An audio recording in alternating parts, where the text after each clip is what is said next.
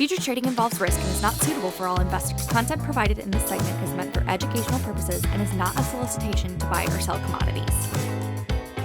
Hello and welcome to another edition of the Grain Feed, brought to you by EverAg. This is your weekly news feed for all things grain and all things feed. Each week we bring you updates on the markets with unique perspectives from an amazing team of analysts with the intention of helping dairy and livestock producers manage your risk. I'm your host, Jim Matthews, reporting from the Chicago home office. And it was not as tidy and nice looking as it is right now. It took me a while to clean things up a little bit. But you know what? Not everyone has that home office perfection background that Jake Kingsley has, who's reporting from Kansas today, our director of feed foundations.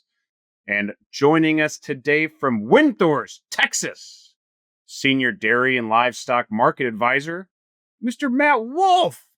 Team, how are we today? Doing just fine. I think we're all going on a little Florida trip here in a few weeks. Are we not? I will be there, Jake. Yeah, all right. Definitely be there. Anytime fall, I will jump on a flight and head that way. It sounds like a nice time. Wolf, did I get Windthorst? Did I say Windthorst correctly? That was perfect. Nailed it. I could have said Scotland, perhaps, but I could not say Wichita Falls. Windthorst is the place you want to be. So that's exactly right. It's the place you want to be. Not to take away from Wichita, Kansas, which is a place Jake wants to be. That's nice. Yeah, things are looking good. Guys, I feel like we've got a great show ahead of us here. I'm very excited. Matt Wolf, we tricked you into coming onto the show, so we're very excited to hear some of your insights today. Jake, you were just tricked into permanently doing this. I don't know how you got tied in, but I don't know. I'm just here. Is it in your contract? Right? Nope. There's like I just keep accidentally showing up. And yeah, it's just it worse every time. Here. So we're doing it. So we're going for it. Paige, if you would please kindly timestamp the broadcast. It is Wednesday afternoon, Chicago time, about 3:15 or so. We are looking at a down day in the grain and feed markets.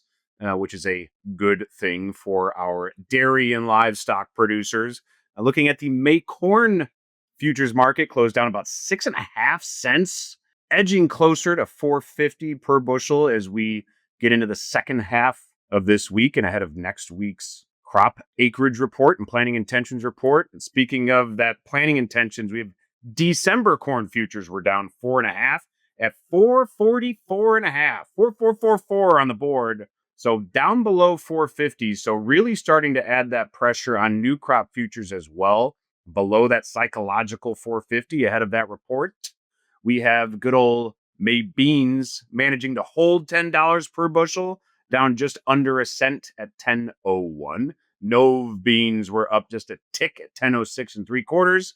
And then soybean meal, that not as stubborn little byproduct, continues to edge lower as well. We've got May meal was down 150 at 293.60 per ton, and Dees meal down 130 below 310 at 309.70 per ton on the close today. So good to see the grain and feed markets continuing to find some pressure here today and benefiting our livestock producers. Speaking of our livestock producers, we have Mr. Matt Wolf with us today.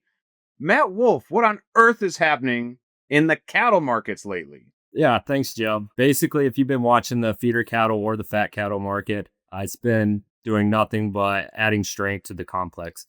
I mean, basically, this started from September 2024, and now we're here at the end of March. If you've sold any cattle, whether it be live cattle or feeder cattle on futures, or even in the cash market, you sold them too cheap. The market continues to run, and even last week, feeder cattle for the month of March reached record highs, and they continue to, with cash market being elevated and staying strong. So packers were bidding very hard last week, up $7 to $9, depending on what part of the country you were at, trying to satisfy the need for this higher prime, this higher grade of beef. So box beef prices have continued to increase here this week, up again here today, March 26. We're seeing choice and select beef up a few bucks. So tomorrow morning, expect another rally here in the fat cattle market. Matt, we had a report last week on Friday, correct? The cattle on feed report. You are exactly right, Jim. So we did have the cattle on feed report out Friday afternoon. Looking at the report, basically it tells us something we already knew. Supplies are down both on placements and then also on cattle that are being fed out. So again, bullish news for the cattle complex moving forward. And Matt, in terms of the, achieving the highs that we've seen now over the past few sessions, I mean, do you see reason for sustained pricing strength as we push further into the spring now here in the US? I think you have to be careful here. There's reasons why we should continue to move higher even at these record levels.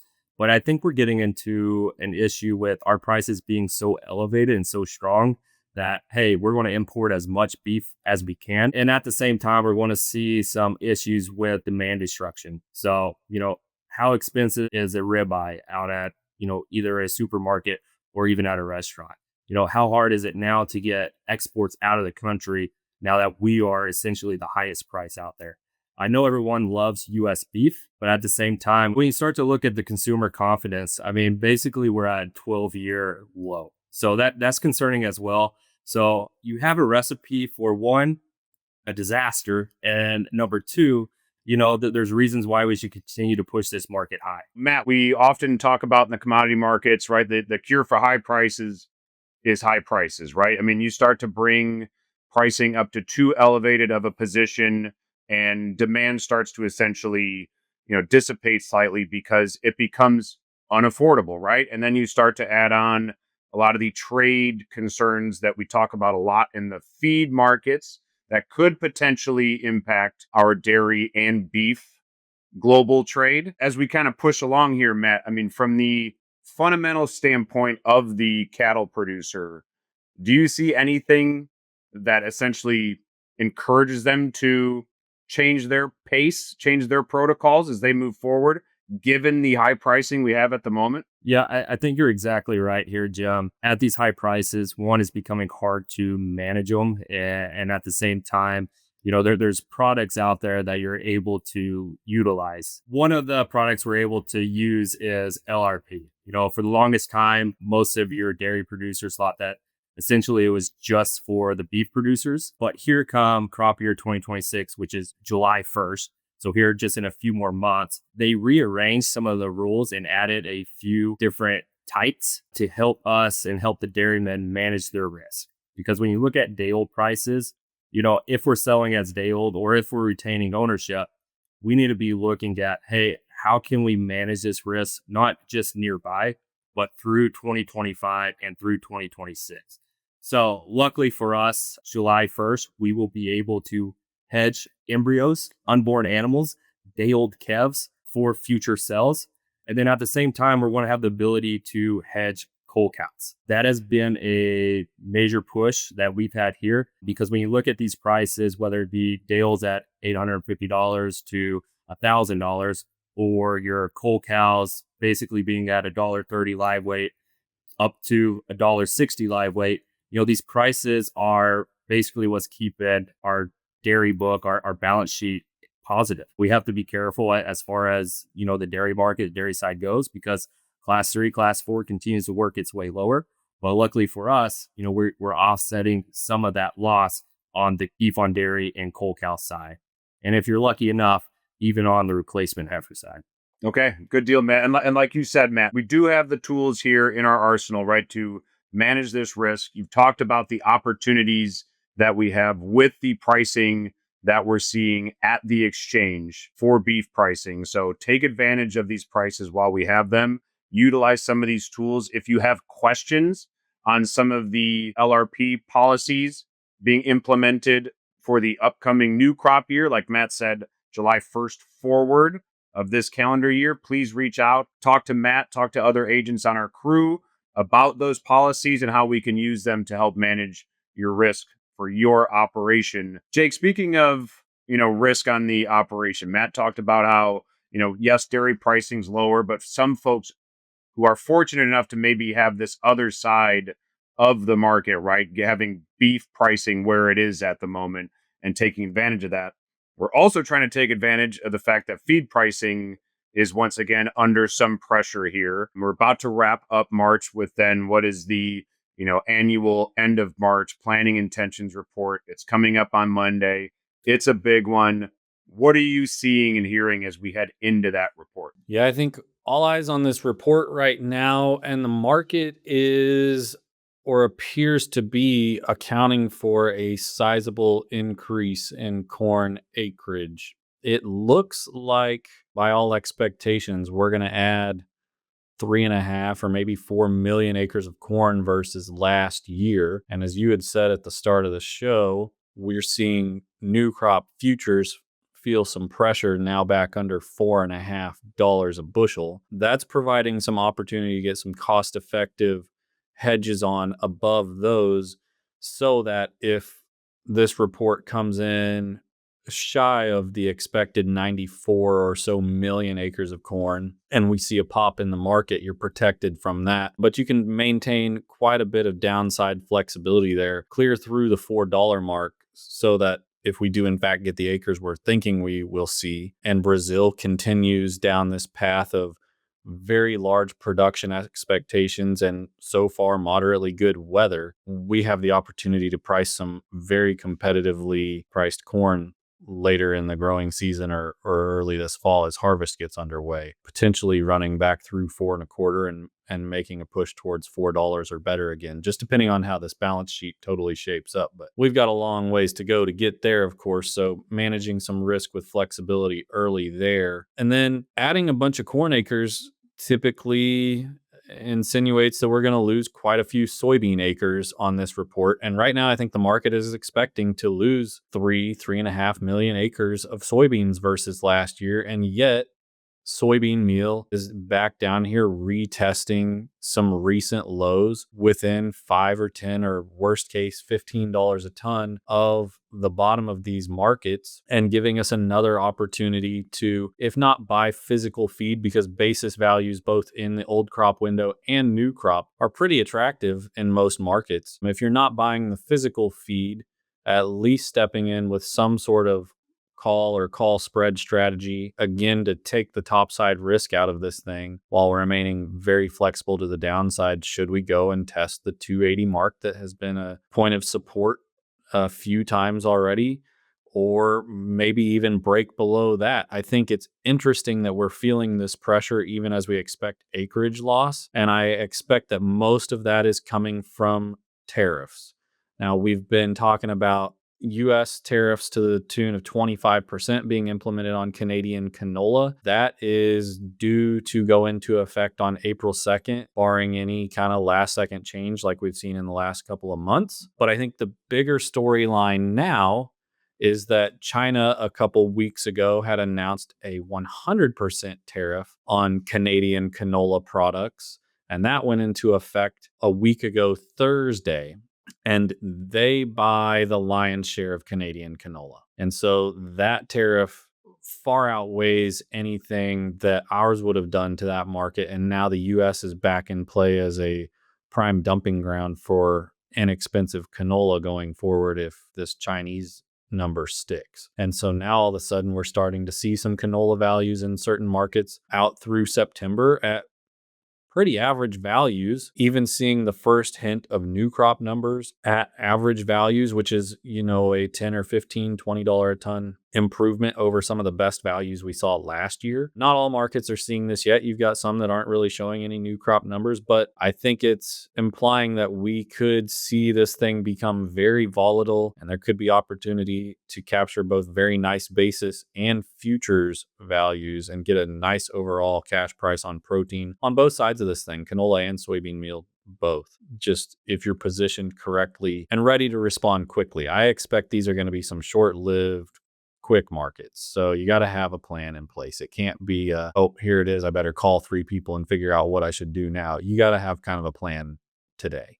So we're talking through a lot of that with different folks. And then the other one that I think comes into play that we've really been eyeing on the acreage report here is cotton acres. And we've been talking about that a lot. I think a lot of folks over the last few years have kind of backed off their cotton usage in their feed rations due to price. We saw a decent little dip in price last fall as harvest got going, and a lot of folks took advantage of that and got most of what they needed booked up for the year. I think if you're not in that position at this point, you're probably looking at cleaning up most of what you need through this next harvest window. And if you see any kind of number close to what you were able to book last year, and I don't know that you're going to see them this early, but for new crop, October through next September, if you're seeing a value that's anywhere close to what you fed last year, you're probably looking at starting to step in and buy some there.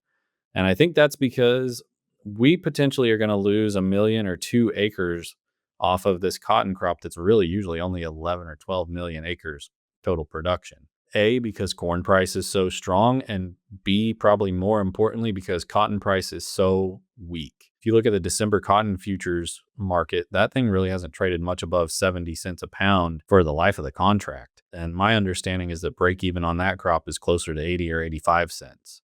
And so they've got their insurance average in at well below break even. The Texas Panhandle is very dry, and so they're not being enticed by growing conditions to put a crop in, and insurance and marketability of this crop in the open market are not giving them much opportunity to be profitable either. And so I expect we're going to lose some significant acreage, and seed prices are going to remain firm. I mean, we were running around in the Texas Panhandle and New Mexico last week together, Matt, and it sounds like inventories are fairly thin, and I would expect these folks to carry as much of this as far forward as they can or sell it at a premium because they're anticipating that it's going to continue to go for a bigger premium further and further into this year and into the next crop year. So something we've been watching pretty close. A reversal from what we were hoping to shape up for this cottonseed market over the last several years now. Okay, good deal, Jake. That report coming up, obviously, corn's always the big one, or we're trying to gauge the fluctuation of will we stick around 90 million and how much higher or lower, right? Beans are going to be in those mid 80s a bit, but cotton doesn't get a lot of love, right, when we're talking about this report, but it's very impactful. You know, we've got the little scoreboards up. We got the chalkboards of, hey, if corn gains this and beans only lose that, well, who else is getting sacrificed here? Yeah, cotton and wheat are the alternatives that we look at. And for that spring planting, it feels like perhaps cotton could ultimately face some of that lower acreage and then impact ultimately cotton seed pricing for folks feeding animals here in various parts of the country. So it's going to be really interesting. So that being said, bold prediction, Jake, what is your corn number for Monday? I think that we're going to come in. Oh, man. All right. For the sake of being bold, I'm going to say we're coming in at 95 million acres. Oh, for the sake of being bold, he says 95 million acres of corn will be planted in the United States. Matt Wolf, would you like to participate?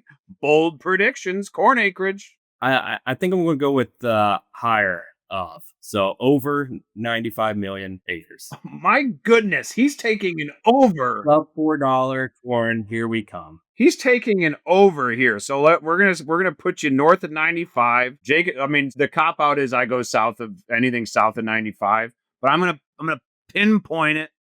I'm gonna pinpoint it to 94.3. 94.3 corn acreage. And just for the heck of it, because you know we all like beans. It's maybe not as fun to plant for everyone as it is corn, but beans are great. They're the magical fruit. So Jake, bean acreage number. Well, I took 95 million acres of corn, which means I better be careful on my beans here. I think we're going to come in at 83 and a half. Oh, okay. So you really are thinking cotton people are going to forget about cotton entirely. I think it's going to have a hard time. Oof. Matt Wolf, bean number. Yeah, it's a great question. I don't even really know where to start, so I'm just going to go with the cop out. I'm under that.